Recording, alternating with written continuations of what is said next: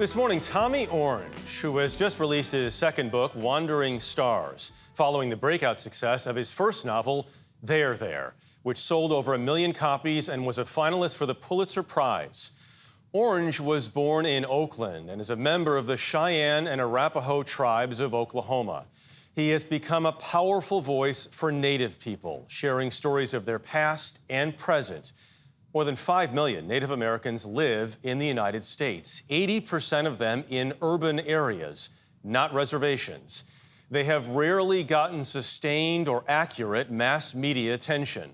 But that's been changing in recent years, thanks in part to artists like Orange. Please welcome Tommy Orange.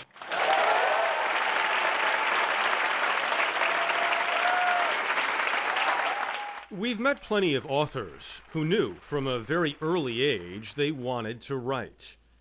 Not Tommy Orange. I wanted to be a roller hockey player. You wanted to be a roller hockey player? Yes. Growing up in Oakland, Orange was a sponsored roller hockey athlete.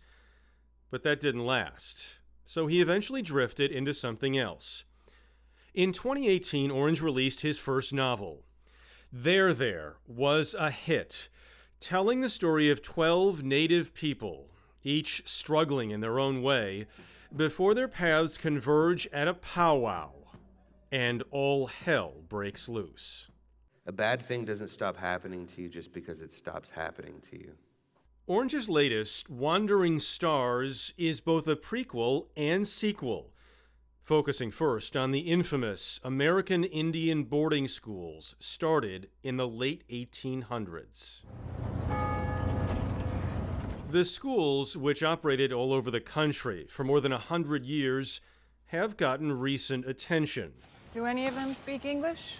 In shows like Reservation Dogs and 1923. I don't know. Why don't you know? It was in yesterday's lecture. Now, they're a big part of Orange's latest work. When I first learned about the boarding schools, I was working in the Native community in Oakland, and it was something I didn't know. It's not something that you're taught in schools, and it's not something that my family ever taught me. The school's practice of forced assimilation was developed in large part by Army Captain Richard Henry Pratt, who was a character in Wandering Stars. His guiding principle was, kill the Indian, save the man. This fort represents a dark part of history. Captain Pratt went on using the tactics that he used here to start the Indian boarding school system. At Fort Marion, just outside St. Augustine, Florida, that meant compulsory immersion, learning how to speak, dress, work, and even worship like the rest of society. The prisoners, Comanche, Kiowa, Arapaho, and Cheyenne, including survivors of the 1864 Sand Creek Massacre in Colorado Territory, were transported by train, often very publicly. They had, in Indiana, there's 10,000 people came to the train to see these wild Indians. It's sort of like the spectacle of it. Pratt felt the work he was doing was noble. The Native American community feels it was an attempt to blot out an entire culture. Richard Henry Pratt was always sort of the villain, the figurehead that went along with the boarding schools. But the more research I did, looking at some of the policies that the U.S. government was making, there were worse men. And Pratt was working with that context. Wandering Stars imagines those times and what's happened in the generations since. Most Native people have left reservations and moved into cities. That doesn't mean they left problems behind. Addiction permeates both books. Why? It's just been a major force in my life. It's shaped and mangled me in ways that compel me to write about it.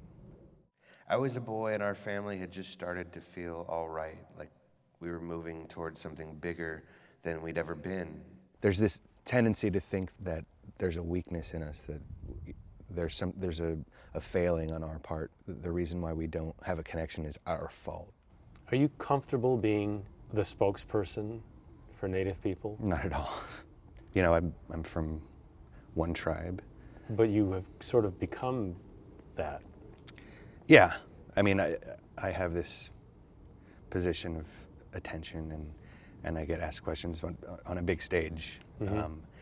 And so I try But you to... don't like it? I don't feel comfortable assuming that that's what I'm doing. Orange may not feel comfortable speaking for others, but his work does. With his second book just out, he's already sold a third and has finished a screenplay. All after taking that unusual path to get here. So how do you go from roller hockey to celebrated writer? Yeah, I don't know. There's no magic. No. Magic to it. I mean, there were dreams, there were real dreams that died, and they sort of had to rebuild a few different times. Okay. Well, good. I'm sorry, but I mean, I guess I'm happy those dreams to a certain, and the readers are. Yeah, I'm happy that I found writing. We are too. I asked Orange what he thought the biggest issues facing Native people today are, and he said, you know, there's so much. We talk about addiction there. The high school dropout rate is very high. And I said, how do you fix this? And he said, well, listen, I'm just an artist, but I tell stories. And one thing I think helps is when people see their stories told. Always. Yeah. And when they can see other people talk about them, especially on the scale. When his first book sells more than 1 million copies, it makes a difference. And I know that you had mentioned the boarding schools. I've gotten a lot of attention in the past few years, but still so much more attention needs to be paid. And in sharing these kinds of narratives, it's how you share this history. Yeah. Really great story.